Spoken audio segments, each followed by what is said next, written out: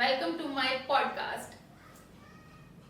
Finally कितने time से scheduling ही चल रहा है हमारे। सही में मतलब कि अब थोड़ा सा सीजन टाइम चल रहा है तो मुझे लग रहा है उसके कारण हमें टाइम नहीं मिल पा रहा है, लेकिन फाइनली हम लोग आज बैठे हुए हैं और आज फाइनली पॉडकास्ट स्टार्ट कर रहे हैं हम लोग। सो पूजा, आप सबसे पहले अपने बारे में इंट्रोडक्शन दो, अपने ब्रांड के बारे में इंट्रोडक्शन दो पहले आप। सो मेरे बारे में सबसे पहले ना मैंने एक्चुअली आई थिंक मेरी ब्रांड का नाम पूजा जवेरी लेबल है। Of course it's from my name right. And अभी मेरी ब्रांड को चालू होके अगर आप कोविड के बाद देखोगे तो आई थिंक अभी 2-3 साल हो गए हैं। ठीक है। हम कोविड में वैसे अपनी थी but of course we had a hit. So 3 साल हो गए ब्रांड को। Got it. आप अदरवाइज देखने जाओगे तो हम 1 साल से इंडस्ट्री में हैं। उसके पहले हम दूसरे ब्रांड से रन कर, सो हमारे फिर भी सारे व्हाट यू से जो हमारे स्टॉकिस्ट हैं they are still the same, just that हमने चेंज हुई है over the period. And like industry में, फैशन इंडस्ट्री में 11 स्टोर सप्लाई कर रहे हैं। राइट। एंड धीरे धीरे हमारी टीम भी हो गई है। We have showroom, flagship store and we are happy with the kind of work that we have. We enjoy doing designing. Cool cool. So मतलब फैशन इंडस्ट्री में आपको एंटर किए हुए, लाइक जो बोलते हैं कि हम लोग इस इंडस्ट्री में आ गए हैं विद मल्टी डिजाइनर स्टोर्स या एग्जीबिशन, तो वो आपने एंटर कर लिया अभी। जी, सो आई एक्चुअली मैंने तो एंटर करके मुझे अभी तो 10 साल हो गए वैसे देखने जाए, क्योंकि पहले मेरा जॉब एक्स भी था। Got it. पहले मैं then I started my own multi designer store, then I started my own label and now I'm running my own successful label. Finally. तो ठीक है, life takes their turns. Absolutely absolutely. और जब तक experiment नहीं करेंगे तो मुझे लगता है तब तक हम लोग भी अपने बारे में नहीं जानते हैं। That's true. सो पूजा, लेकिन एक चीज कंसिस्टेंट रही मेरे सारे एक्सपेरिमेंट्स में। बताओ आप। आप हमने प्लान किया था कि सारे एक्सपेरिमेंट्स में हम लोग एक साथ रहेंगे। yes, बिल्कुल। सो आप स्टार्टिंग से मेरे साथ हो सारे के सारे पिक्चर्स में। अभी तो हमें बहुत आगे तक जाना है, अभी तो हम लोगों ने स्टार्टिंग की है। बिल्कुल। तो अभी आप मुझे बताओ पूजा कि आपने अपना जॉब, जो लास्ट जॉब किया है, कितने टाइम तक किया है आपने और कहाँ पर किया है? तो मैं अनीता डोगरे की यहाँ पे उनकी जो एंड ब्रांड है मार्केट में जो चल रहा हाँ है जी, एंड हाँ नाम जी। से ब्रांड है उनकी, उसमें मैं सीनियर डिजाइनर थी। उसके कैसे ऑल ओवर इंडिया 350 स्टोर्स है। ओके। सो मेरा रोल ये था कि एवरी सीजन ना वो लोग 650 न्यू स्टाइल्स लॉन्च करते थे। Got it. सो मेरा रोल था कि we were a team of 6 designers and we used to design these styles which used to be spread all across India eventually. Got फिर it. इसका प्रोडक्शन होता था, फिर हम पहले सैम्पलिंग करते थे, प्रोडक्शन करते थे। राइट। पहले मैं as a senior designer Anita Dogre के साथ काम करा for 2 years for her brand एंड फिर मुझे थोड़ा ऐसा लग रहा था कि मैं ना मास फैशन के लिए नहीं बनी, क्योंकि कहीं ना जब मुझे डिटेलिंग देखी होती थी ना पीसेस में, तो मुझे बजट बताया जाता था कि नहीं इससे ज्यादा नहीं कर सकते, इससे ज्यादा नहीं कर सकते, क्योंकि मास फैशन था। Absolutely absolutely. So I realise कि नहीं, मुझे थोड़ा नीको फैशन में घुसना है, which is when I started my own thing. Got but it. शुरुआत में कैसे ना डर लगता है खुद का सब करने से। तो आप जब आप काम कर रहे थे अनीता डोगरा के पास, तो आपके वहाँ पे जो आप कलेक्शन बनाते थे वो आपकी प्रेप लाइन थी, आप इन हाउस डिजाइनर थे इनके पास। Yes got yes. इट। ठीक है। और उसके बाद जब मैंने अपना खुद का कलेक्शन चालू किया ना, तब मुझे थोड़ा डर लगता था, क्योंकि बहुत सारे थॉट्स रहते हैं new designer. Absolutely. Net stock का क्या होगा, सेल्स का होगा, कौन लेगा कौन नहीं लेगा। Honestly nobody estimates us also. Absolutely. So तब मैंने क्या करा, सिर्फ 8 to 10 पीसेस की कलेक्शन से स्टार्ट करा, लेकिन उतने में तो कुछ पेट नहीं भरता because of cost. So what I started doing was I started retailing designers from all across India. Multi designer store start करा अपना। गॉट और इट। उसमें एक रैक अपने कलेक्शन में भी रखती थी। तो राइट। कैसे मेरा कैपिटल वैसे थोड़ा थोड़ा करके जमा हो गया एंड आई थिंक तब आप मेरे लाइफ में आए when I was doing this multi designer store thing। Right.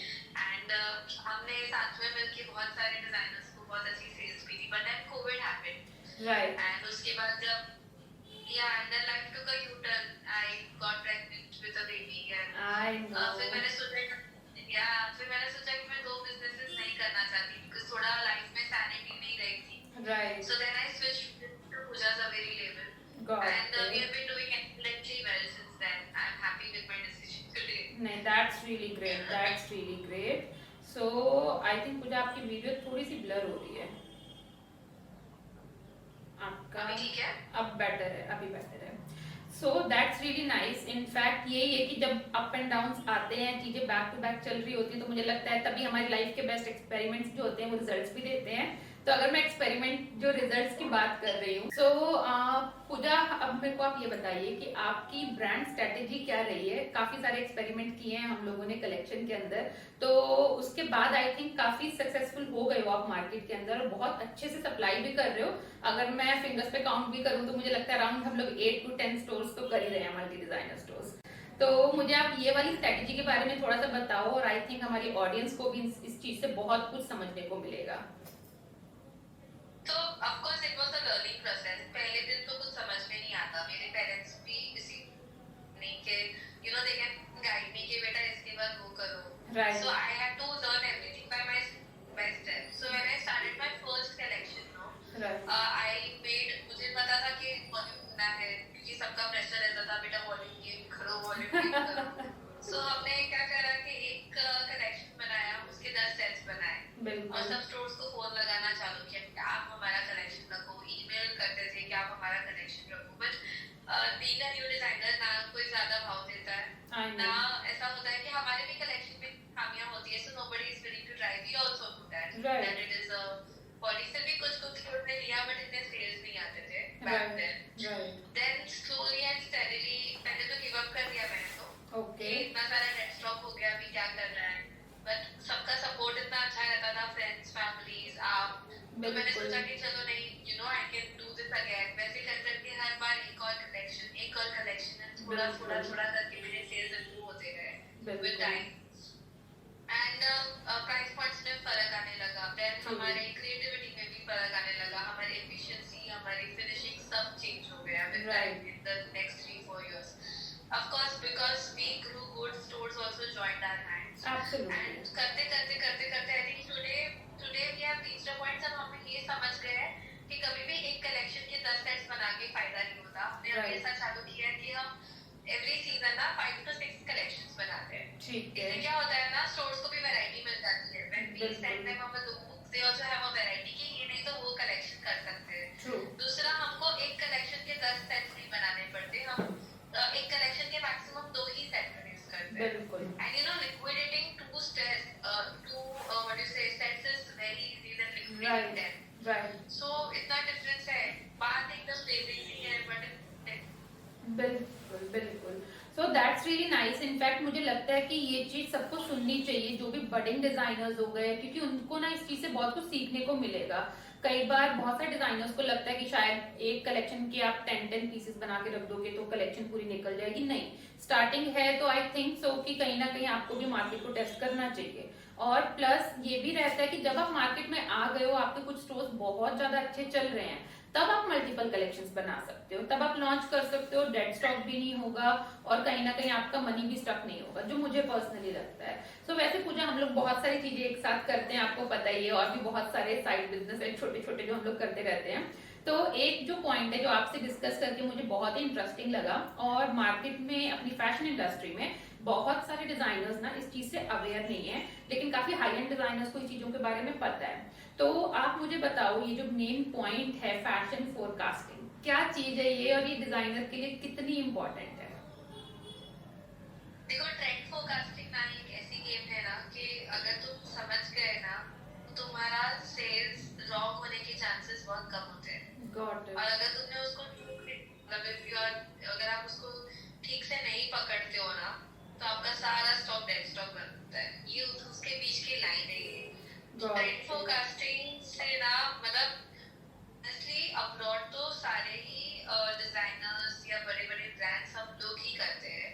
और इवन ट्रेंड फोरकास्टिंग बॉडीज जैसे WGSN है, हाँ जी, और भी है, जहाँ से आपको ना पूरे की पूरे फोरकास्टिंग डिटेल्स मिल जाते हैं. Right. But apart from that ना बहुत सारी फोरकास्टिंग हमारे मार्केट एनालिसिस के ऊपर भी रहती है. जैसे कि हमारी इकोनॉमी में जो चेंजेस आते हैं, राइट. जैसे कि हमारे मूवीज में फैशन में जो चेंजेस आते हैं मूवीज में या सीरीज में जिस हिसाब से चेंजेस Right. आते हैं, जो अपकमिंग अभी जैसे कि डिज्नी था, अपना क्या बार्बी मूवी था, Right.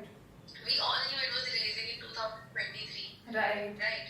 But everybody started producing Barbie clothes. All the designers started producing Barbie-like Right. clothes and Barbie-themed outfits when the movie released. Right. There was Absolutely. only the big brands released Barbie collection before the movie released. Absolutely. So ये trend forecasting की वजह से वो लोग ये चीज पहले कर पाए, और जिनको नहीं पता था उन्होंने ये चीज बाद में की. तो इमेजिन जिन्होंने पहले से किया उन्होंने कितना अर्न किया रहेगा. Absolutely. वैसे हर एक चीज ना आज तो कैसे इंस्टाग्राम में ट्रेंड होते हैं, वैसे गूगल के भी ट्रेंड्स आते हैं. Right. लेकिन फैशन के जो ट्रेंड्स होते हैं ना, ये बहुत ही कॉम्प्लिकेटेड होते हैं. इसके लिए प्रॉपर एक स्टडी जाती है, इसमें एनालिसिस होती है, बहुत सारी मार्केट स्टडी होती है, ब्रांड स्टडी होती है, और ये सब एस्पेक्ट्स को साथ में लेके फिर ट्रेंड फोरकास्टिंग करी जाती है, which in lot of cases is brand specific also. क्योंकि जो चीज मेरी ब्रांड को चलेगी ना, वो चीज किसी और की ब्रांड को नहीं चलेगी. जो ट्रेंड मेरी ब्रांड को वर्क करेगा ना, वो किसी और की ब्रांड को वर्क नहीं करेगा. लेकिन इसकी प्रॉपर एनालिसिस जो होती है ना, वो करनी बहुत जरूरी है. और अगर नहीं आती है ना, तो ये एनालिसिस के लिए एक बार आपको किसी को कॉन्ट्रैक्ट पे रख के एक बार इसको एनालिसिस करवाना भी चाहिए. बिकॉज अगर ये एक टाइम का खर्चा है मान लो, लेकिन एक बार आप ये स्पेंड कर लेते हो ना, तो आपका कलेक्शन शॉर्ट हिट हो जाता है, क्योंकि वो मार्केट के एक्सपेक्टेशंस के हिसाब से बाहर निकलेगा. बिल्कुल बिल्कुल, दैट्स ट्रू. और क्योंकि जो चीज आपको मेरे को लगता है अपबिल्ड कर रही है, जिससे आप मार्केट में और आगे पहुंच रहे हो, वो चीज तो हमें डेफिनेटली करनी चाहिए. मुझे भी पहले इस चीज के बारे में इतना नहीं पता था. हाँ, मुझे पता था, लेकिन जब फिर मेरा आपसे डिस्कशन हुआ, आपने मुझे बताया, तो फिर मुझे लगा कि एक्चुअल में ये चीज बहुत इंपॉर्टेंट है. मुझे लगता है बहुत सारे अपने हाई एंड ब्रांड्स जो फैशन डिजाइनर्स हैं, वो लोग इस चीज को बहुत फॉलो करके चलते हैं. तभी एक रीजन है कि उनकी कलेक्शन सक्सेसफुल रहती है हमेशा. Easy, of course. You know, all the big fashion houses in this country will have a subscription of trend forecasting. It is not possible that they don't have. True. But what happens is हम big designers ना इसको बहुत lightly लेते हैं, क्योंकि हमारे पास daily needs meet करने के लिए expenses नहीं होते हैं. ये तो lavish expenses आता है, तो हम सोचते हैं छोड़ो जाने दो, हम afford लेंगे. राइट. मतलब बहुत सारी चीजें मिस कर देते हैं डिजाइनर्स. बिल्कुल. ये एक बार का खर्चा है, इसलिए करना जरूरी होता है. Right right, absolutely. वही मुझे लगता है कि मे बी बहुत सारे डिजाइनर्स को या फिर बहुत सारे स्टाइलिस्ट जो भी होंगे, जो हमें देख रहे होंगे, उनको आई थिंक सो कि इस चीज से बहुत ज्यादा नॉलेज मिलेगी, और वो इस चीज को कहीं ना कहीं अपने ब्रांड में लेकर आने की कोशिश करेंगे. तो हम तो बेस्ट नॉलेज दे सकते हैं. सो पूजा, आपको इंडस्ट्री में काफी टाइम हो गया है, आपने जॉब भी किया है, आपने एक छोटे से टाइम स्पेन के लिए मल्टी डिजाइनर स्टोर भी रन किया है, आप अपना लेबल भी रन कर रहे हो. तो आपका फैशन इंडस्ट्री में मुझे एक गुड एक्सपीरियंस और एक बैड एक्सपीरियंस आप बताओ. वैसे ना दोनों में एक ही चीज नहीं है, दोनों में बहुत सारी चीजें. आप एक कुछ भी आपको जो लग रहा है अभी तक के आज, मतलब कि अभी तक आपको लग रहा है ये मेन है बैड में और ये मेन है गुड में, तो आप वो वाला बता दो मुझे. तो गुड में ना मैं बताऊंगी कि जब भी मैंने चेंज गो थ्रू करा है ना, हाँ जी. कैसे बोले, हर एक ह्यूमन के लाइफ में ना एक रियलाइजेशन पॉइंट आता है. बिल्कुल. ये बस हो गया, इसके बाद यही करना है, इसके बाद यही करना है, इसके बाद ये करना है. लेकिन बहुत लोग कैसे उसको लेके बैठ जाते हैं कि यार हाँ करूंगी. बिल्कुल. कुछ लोग रहते हैं कि नहीं वो नहीं करते, वो हिम्मत जुटाते हैं, वो करते हैं. तो जब भी मैंने अपने लाइफ में ये चेंज लाया है, स्पेशली मेरे बिजनेस के लिए ना, वो मेरे लाइफ के मेरे बेस्ट एक्सपीरियंसेस है. मैंने अपने टफ प्रेगनेंसी में, कोविड के बाद, जब वापस पूजा सवेरी लेबर चालू की, I think that was the best experience of my life. इतना डर रही थी किरण, 40 डेज की मेरी बेटी थी. I know. And I gave birth to my baby. And 2 days later, I had to finish some client things. I thought my career will not start. I had a difficult pregnancy, a difficult post-pregnancy phase and everything. And on day 40, after giving birth to my child, I started working full time, which a lot of women of my circle are not doing. And मेरे life में मुझे लगता है जिस दिन मैं यहाँ पे ऑफिस में आई ना, मैं बहुत रोई भी थी, because एक गिल्ट फैक्टर होता है and all that. But I think वो मैंने अपने लाइफ का बेस्ट डिसीजन लिया था, वो सबसे बेस्ट एक्सपीरियंस था, क्योंकि उस दिन मैंने कुछ खुद के लिए करना चालू किया. तब तक मैं सिर्फ कर रही थी, कभी कुछ खुद के लिए नहीं किया. अब तक I was just doing things for the sake of doing things. And बिल्कुल after this change happened in my life, everything good happened. I got listed with Pernia's pop-up shop, Right. with Ogan Market, Right. with 11 multi-designer stores in the last 1.5 years. I know So एक बार वो realization हो गया ना, एक change आ गया, उसके बाद सब अच्छा हो गया. एब्सोल्युटली। और अभी तो आप फुल ऑफ ऑर्डर्स चल रहे हो इतना। बिल्कुल बिल्कुल, आपका बेबी आपके लिए बहुत लकी है, क्योंकि उसके बाद जैसे जो चेंजेस आए हैं, आपने जिस तरीके से काम किया है, उसके बाद तो मतलब खैर हम तो एज अ टीम काम करते हैं, आई तो नो ईच एंड एवरीथिंग, तो मुझे तो वो चीज पता ही है, वो तो बेस्ट चीज रही है मुझे ऐसा लगता है। और क्योंकि उसके बाद आप देखो कि हम लोगों को सेल्स कितना अच्छा आना शुरू हो गया है, कितने अच्छे मल्टी डिजाइनर स्टोर्स पे हम आ गए हैं, तो मुझे लगता है उसके आपके अंदर ना बहुत ज्यादा मोटिवेशन आ गई थी, और उसके बाद हम लोगों ने एकदम से काम स्टार्ट कर दिया था। तो आपका बैड एक्सपीरियंस किस चीज में रहा है फैशन इंडस्ट्री में, जो आप थोड़ा सा अवेयर करना चाहते हो इंडस्ट्री के लोगों को? हमारे इंडस्ट्री में ना किरण बहुत सारे, आई थिंक मेरे एक्सपीरियंस में, मतलब जितनी मैं, I have seen good people also and bad people also. Right. जैसे कि I have come across merchandiser जिसने प्रॉमिसेस बहुत करे, और माल की उथल पाथल करी, लेकिन ना मतलब कैसे ऐसा हुआ था कि the merchandiser allotted me a store, I gave my stuff to the store, फिर स्टोर से जब माल रिटर्न आया after the cycle, they gave me less pieces. When I asked them, they said कि सेल हो गया. I mean they said कि आपके मर्चेंडाइजर ने यहाँ से ले लिया था, सेम कि आपके ब्रांड का सेल हुआ है, because merchandiser has the authority to move stock on designers behalf. बिल्कुल। तो उन्होंने वहाँ से स्टॉक उठवा लिया था, आज पता चला कि उन्होंने किसी और स्टोर में भेजा ही नहीं था. ओह माय वो गॉड। बाद उन्होंने कहीं और दे दिया था, क्या मालूम. तो ऐसे एक्सपीरियंसेस हुए हैं. इनफैक्ट ऐसा भी एक्सपीरियंस हुआ है, एक बार एक स्टोर था कैलकाटा में, कैलकाटा का एक ऑनलाइन स्टोर था, मुझे भी नाम याद नहीं है, ठीक, इस बात को 3 साल हो गए. मिडनाइट ब्रेक आई थिंक ऐसा कुछ तो नाम था. ओके। ये लोग में कैसे अपना वाले डिजाइनर्स थे, तो दे आस्क्ड मी कि आप नहीं, मिडनाइट ब्रेक नहीं, आई थिंक वो तो एग्जीबिशन वाले हैं, कुछ इसी से रिलेटेड था, मुझे जो याद है हल्का फुल्का इससे कुछ रिलेटेड था आपका कोलकाता वाला। हाँ जी हाँ जी बिल्कुल। And then they told me, you give your collection to us, हमारा e-commerce वेबसाइट है, and आपको लिस्टिंग चार्जेस लगेंगे. तो मैंने बोला कितने लिस्टिंग चार्जेस लगेंगे, सेल्स की गारंटी क्या है? तो बोले कि सेल्स तो 100% आने हैं आपको, ये वो, एंड आपको ना उस टाइम पे थोड़ा सेल्स का भूख भी रहता है, तो you are also ready to do anything. Absolutely. So when they told me, I was like, ठीक है चलो, मेरे लिए तो जितना एक्सपोजर मिल रहा है अच्छा ही है.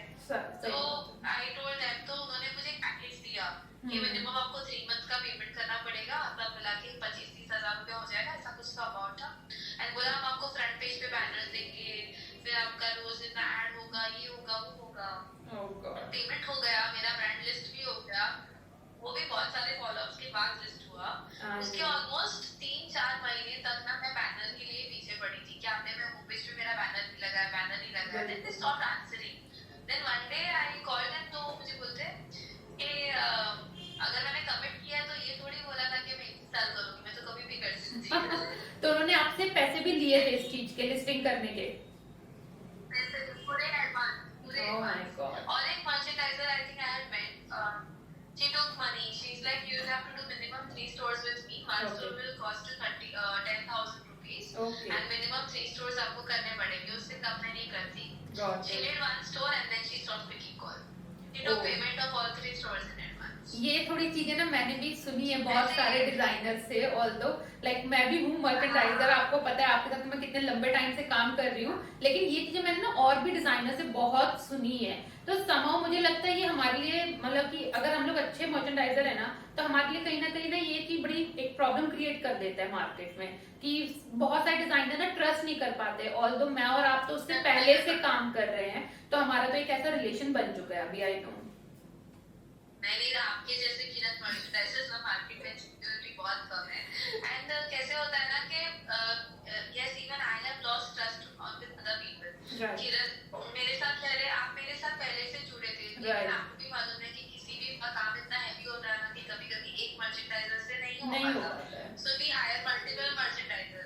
लेकिन in your case I have always experience कि आपकी सेवा मुझे कुछ और जमता ही नहीं. मैंने ट्राई सब किया है, तो मुझे कुछ और जमता नहीं, क्योंकि अभी मुझे ऐसा लगता है 2 स्टोर कम होंगे ना तो चलेगा, लेकिन नहीं, अपना तो यही है कि अपन इतने लंबे टाइम से कर रहे हैं और एक अंडरस्टैंडिंग जो अपनी बन जाती है वो बहुत स्ट्रांग है।